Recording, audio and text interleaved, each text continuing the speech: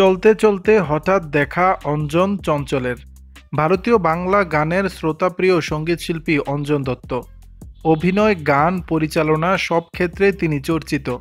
এপার বাংলার জনপ্রিয় অভিনেতা সঙ্গীতশিল্পী চঞ্চল চৌধুরীর খ্যাতিও ছড়িয়েছে ওপার বাংলায়। তারা পরস্পরের অনুরাগী। মুঠোফোনে তাদের যোগাযোগ থাকলেও প্রথম মুখোমুখি সাক্ষাতের অভিজ্ঞতা জানালেন চঞ্চল চৌধুরী। ঢাকার হজরত শাহজালাল আন্তর্জাতিক বিমানবন্দরে হঠাৎ দেখা হয় অঞ্জন দত্ত ও চঞ্চল চৌধুরীর। আর সেই অভিজ্ঞতার কথা চঞ্চল চৌধুরী তার সোশ্যাল মিডিয়ায় ভক্তদের সঙ্গে ভাগ করে নিয়েছেন। অঞ্জন দত্তের সঙ্গে তোলা একটি স্থিরচিত্র পোস্ট করে চঞ্চল চৌধুরী লেখেন, চলতি পথে অঞ্জন দা।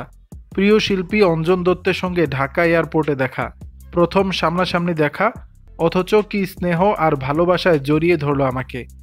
অতীতে অঞ্জন দত্তের সঙ্গে মুঠোফোনে যোগাযোগ হয়েছে চঞ্চল চৌধুরীর, তা উল্লেখ করে আয়নাবাজি খ্যাত এই অভিনেতা লেখেন, এর আগে কয়েকবার যোগাযোগ হয়েছে ফোনে, ওনার সঙ্গে কয়েকটা কাজ হতেও হয়নি। আমাদের কলেজ বা বিশ্ববিদ্যালয় জীবনে নতুন ধারার বাংলা গান নিয়ে জনপ্রিয়তার শীর্ষে পৌঁছে যাওয়া শিল্পীদের মধ্যে তিনি একজন।